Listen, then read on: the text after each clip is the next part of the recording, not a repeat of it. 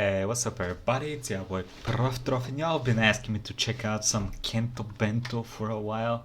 This is his most famous clip, so I guess we're gonna check it out. This is the incredible Japanese prison break. I'm Kento Bento. This video was made possible by Dashlane. Download Dashlane to a murder he did not commit. Shiratori had had enough. He was forced to confess to a murder he did not commit. Falsely imprisoned in Aomori prison. Beaten and tortured every night by prison guards. And, now worse, prosecutors were seeking the death penalty. In his mind, it was time to go. But Aomori prison wasn't the easiest to escape. Regardless, Yoshie Shiratori had nothing to lose, and so at 5:30 a.m. he made his move. He knew there would be a 15-minute gap in the patrol time, as he had studied the guard's routine for months. And when the coast was clear, he pulled out a metal wire which he had smuggled in from the bathhouse and started to pick the lock. This was originally the metal support ring that was wrapped around the bathing buckets inmates used to wash themselves. His hands were stiff from the wintry cold, but after a few minutes of picking, he had success, and his cell door swung open. But he wasn't out of the woods yet, because there were more locked doors ahead. He knew he only had a few minutes left before the guards would return, and so he wasted no time attempting to pick his way through the remaining security doors. Now, fortunately for him, he was able to make it out of the facility, but the bad news was that he was only halfway to freedom. You see, he was still well within the search perimeter, which meant at any moment the alarm could go off and he'd still be caught. At 5:45 a.m., the guards returned, peering into his cell, and this is what they saw. Shiratori sound asleep in his futon bed. But of course, what they didn't realize was that they were looking at something else. A pile of loose floorboards underneath his duvet designed to trick them. Smart. It wasn't until the next morning that they finally discovered the truth and the alarm was sounded. But by then, Shiratori was long gone. Brother. Now, he had escaped, but if you've watched any of our previous videos, you'll know that things aren't always as they seem. In fact, for Yoshie Shiratori, aka the prison break magician, this was only the beginning. 3 days later, he was caught trying to steal supplies from a hospital, and just like that, he was back in the slammer.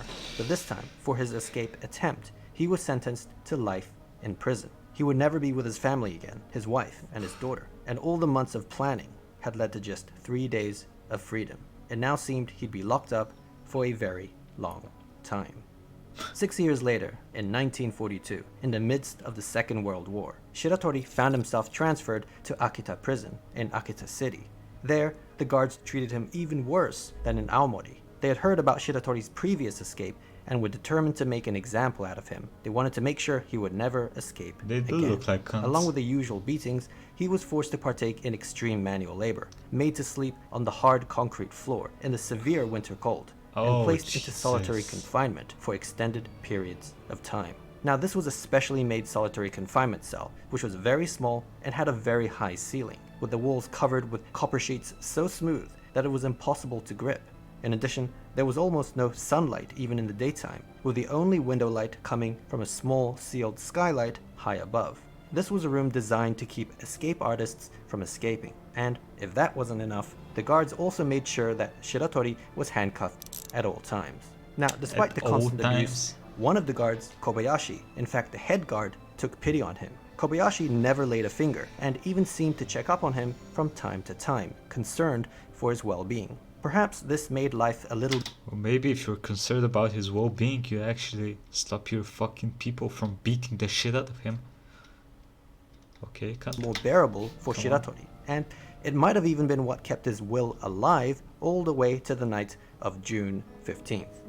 It was a stormy night, and Shiratori was in the middle of one of his extended stays in solitary confinement. At around midnight, one of the guards peered into his cell and couldn't believe his eyes. He opened the cell door and looked around in astonishment, as Yoshie Shiratori had vanished into thin air. He probably used the whole thing where you put your...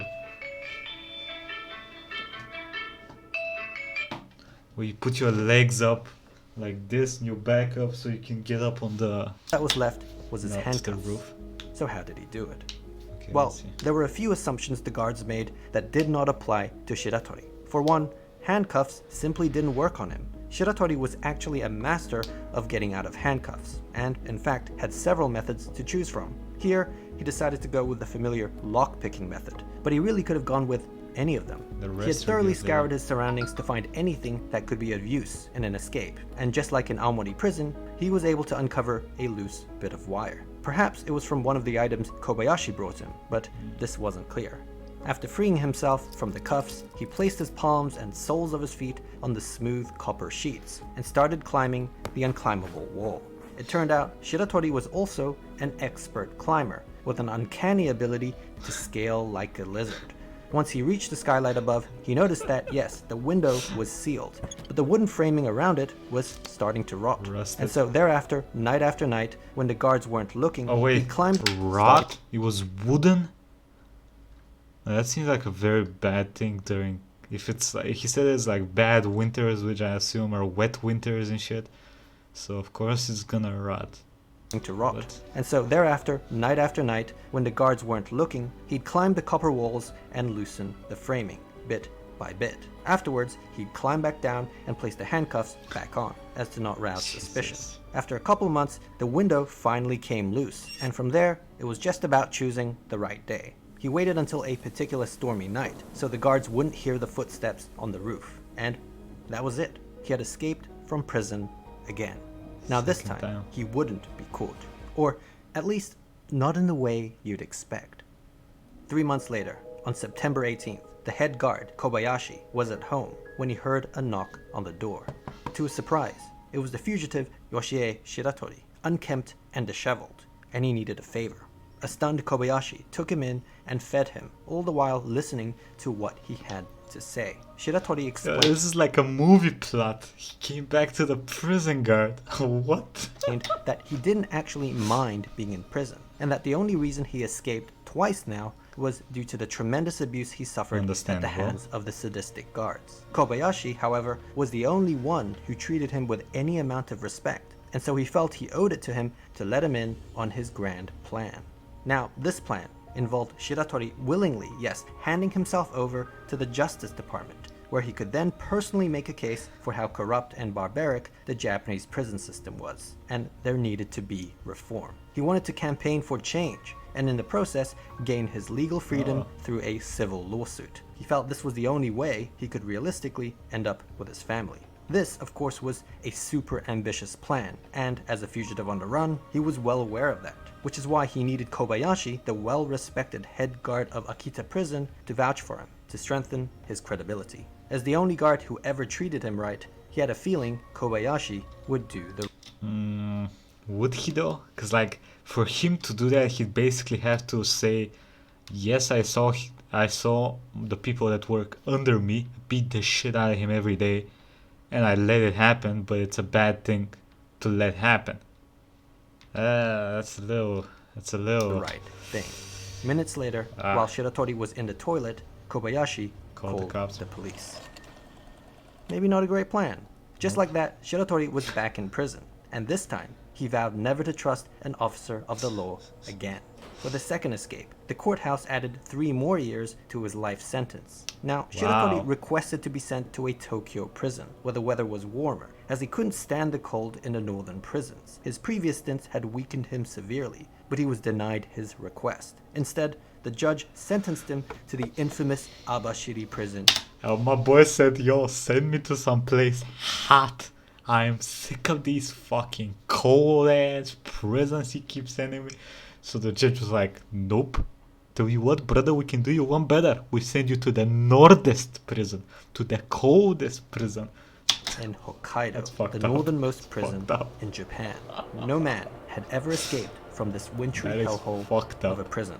It was now 1943, and the cold was unbearable in years. Abashiri, as the temperature in the cells was below freezing point. Whenever inmates received their prison food, the miso soup and soy sauce would often freeze up.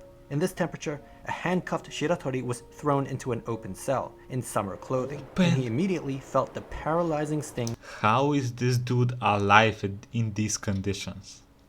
of cold air. Perhaps in a fit of desperation, he tried to force himself past the guards, but they were able to push him back and beat him down.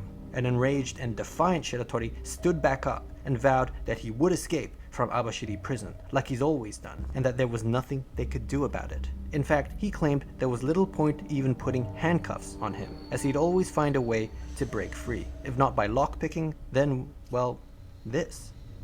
He then proceeded to rip apart the chain of his handcuffs, to the horror of the guards. It turned out Shiratori had another special ability. Aside from his outstanding climbing abilities, he also possessed incredible strength, almost My boy is a fucking teenage mutant ninja turtle without actually being a teenage. superhuman strength. Back in what the Akita hell? prison, he could have broken free of the cuffs the physical way if he didn't have to put them back on. Now, Jesus. this was impressive, but it wasn't so smart to lay his cards on the table like that, as the guards were starting to build an escape profile. Okay, let's be honest. I don't think he was probably not too strong enough to break the cuffs. I assume that why he was able to break these cuffs was because of the cold. You know, the metal is easier, more conductive towards temperature changes, I guess. I don't know how to say that shit correctly, so it probably frozen and was easier to break that way. They knew he had lockpicking I see. abilities, lizard-like climbing abilities, and now almost superhuman strength. And so they set out to devise the ultimate escape-proof cell, one that was sure to be Shiratori-proof. And they came up Shiratori-proof. with this. The new cell had steel fixtures with a low chance of rot. Any openings, even the bars Hey, at least he got a roof. He has a roof now. removed, were made smaller than his body, meaning there was no way he could physically fit through. He had specially made solid iron handcuffs that tied his hands behind his back, and leg cuffs that made him barely Oh, able that's fun. to stand. These cuffs weighed 20 kgs each and had no keyhole, which meant they could not be lockpicked. And the only way they could be removed was by two metalwork specialists who would come once every few weeks to remove them in an arduous 2-hour process. It was at this point, and only this point, that he could even take a bath. And he certainly needed one, as weeks of being shackled up with no movement meant his cuff wounds were infested with maggots. On top of that, and as cold as it had already been, it wasn't even peak winter yet. Any strength he would have left would surely be nullified by the upcoming freeze. Though just in case, they still made sure to cut his already meager food portions in half. And so that was it. Yo, these Even dudes for are Shiratori, assholes. this was too much. As winter came, he succumbed to his fate. Every day, the guards would slide his meal through the opening, and he'd be forced to grovel like a dog. His hand and leg cuffs made every action awkward and uncomfortable, with even sleeping being a pain.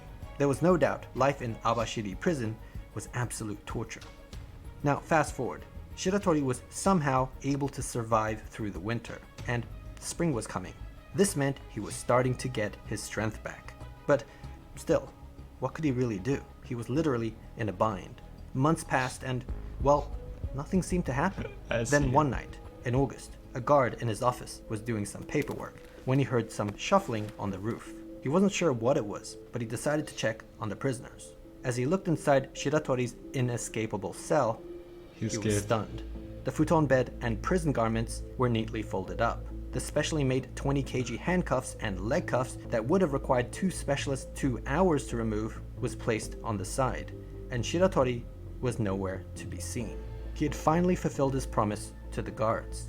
The alarm immediately sounded, but despite the work of the search party, it seemed he had truly disappeared. But how on earth did this happen? How did he escape from the fortress that was Abashiri prison? Well, preparation had started 6 months earlier. At the time, he didn't have the strength or stamina to mount any sort of escape, not to mention the restraints he was in. But one thing he did have was time and patience. Every day, the guards would slide his meal through, and while he struggled to eat his food off the floor, he always made sure to save a little bit of the miso soup in the corner. Oh, wait.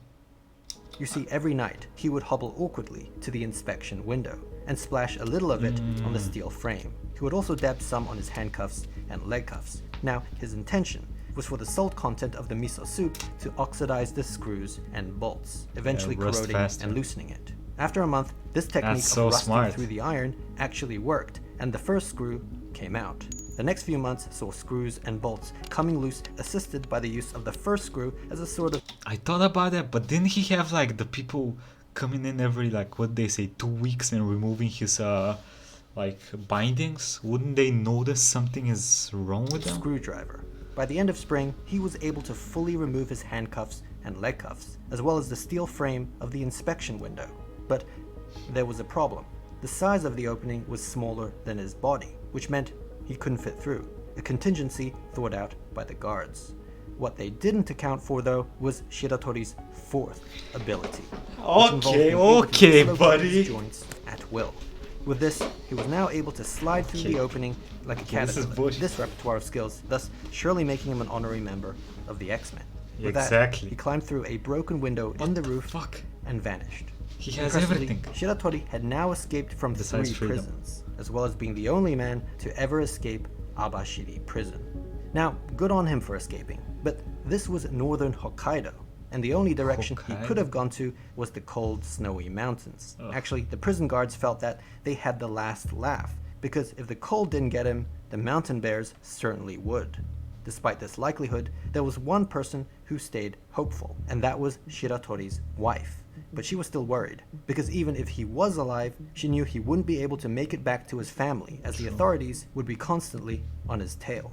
Which is why she was desperately and secretly hoping that Japan would lose the war, as that would enable the US to take over the country, meaning everyone would likely forget about her husband. Of course, she kept this to herself, but then a year later, in August 1945, she got her wish. I don't think she got the wish she wanted though. I hope she wasn't living near there. The Americans had now taken over the country's penitentiary system, and sweeping changes were being made. And it did seem, perhaps, that the manhunt for Yoshie Shiratori had now taken a back seat. Yet the question remained, where was he? And was he even alive? The answer was yes, he was alive, and living a solitary life. This time, self-imposed. It turned out he had discovered an abandoned mine on a mountainside in the Hokkaido wilderness, and was able to make a home for himself. For food, he lived off nuts and berries, wild rabbits and raccoons, and was even able to learn to catch crabs from a stream by observing the habits of bears. Life was steady and safe, but after a while, curiosity got the better of him, and so after 2 years of isolation, he made his way down the mountain to a nearby village. What he saw astounded him. The streets were filled with signs written in English. The posters and flags, emblematic of the war effort, had vanished. And even more strange, young Japanese girls were holding hands with American soldiers. What on earth was going on? He grabbed a newspaper that had been set aside, flipped through the pages, and it was only then that he found out about the atomic bombs, Hiroshima and Nagasaki. Japan had surrendered the previous year, and he couldn't believe it. As with his wife, he felt it was now pointless to hide, and so bid farewell to his old hunter-gatherer lifestyle. He headed south of Abashiri for the next 50 days, until he reached the city of Sapporo.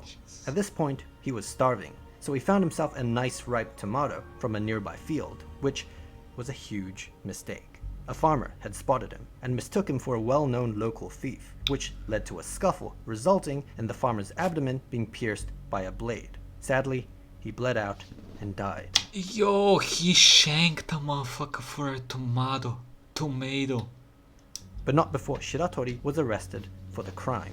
It wasn't long until police found out that they in fact had the infamous Yoshie Shiratori in their custody. For his multiple escapes and having now murdered the farmer, despite his claims of self-defense, he was sentenced to death by the district court of Sapporo. And in 1947, he was sent to Sapporo prison to await execution. Escape again? Now, to ensure he wouldn't escape this time while on death row, he was placed under 24-hour surveillance, with 6 armed guards personally assigned to his watch.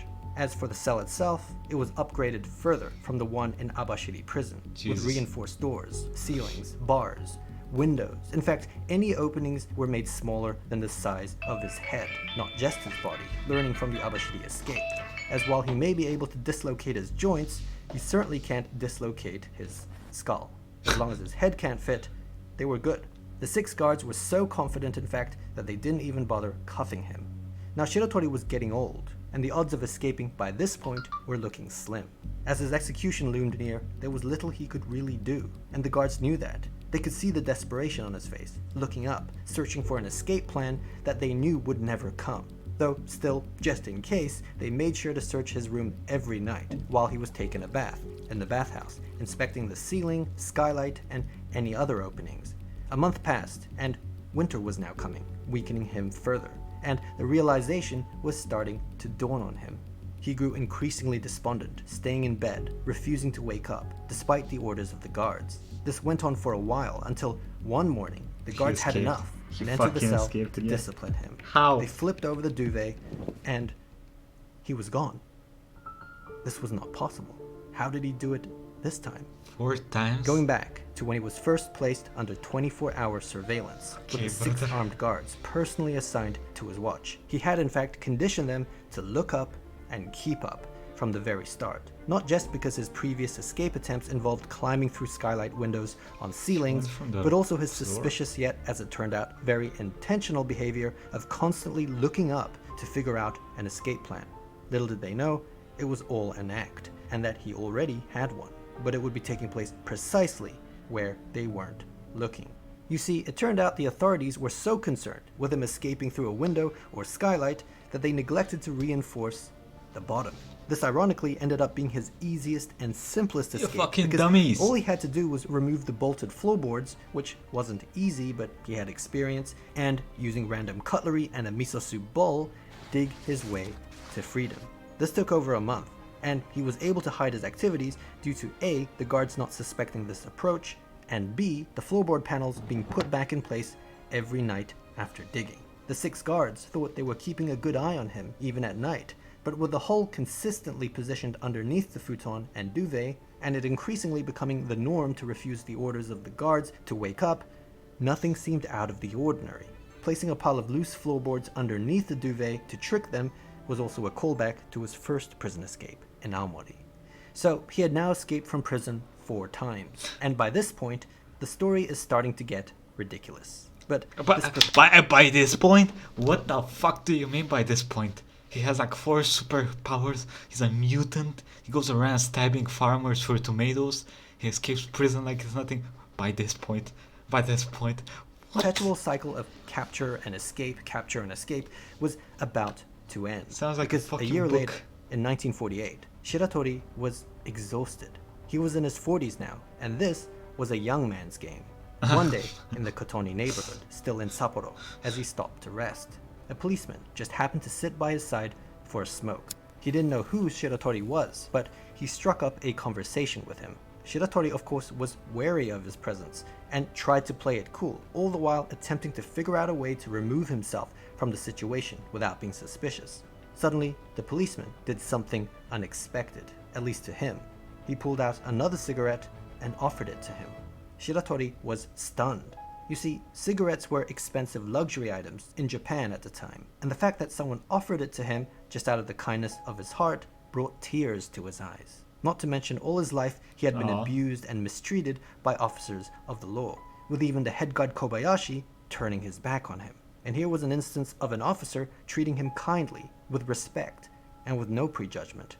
As he smoked the cigarette, Shiratori couldn't help but tell the officer his full name, Yoshie Shiratori, and that he had escaped from Sapporo prison last year. In fact, he had escaped from prison 4 times in his life. It was strangely a relief to get it all off his chest, and he was even ready for the consequences. After the Kobayashi incident, he had vowed never to trust another officer of the law again. But the simple act of receiving a cigarette from a stranger broke him.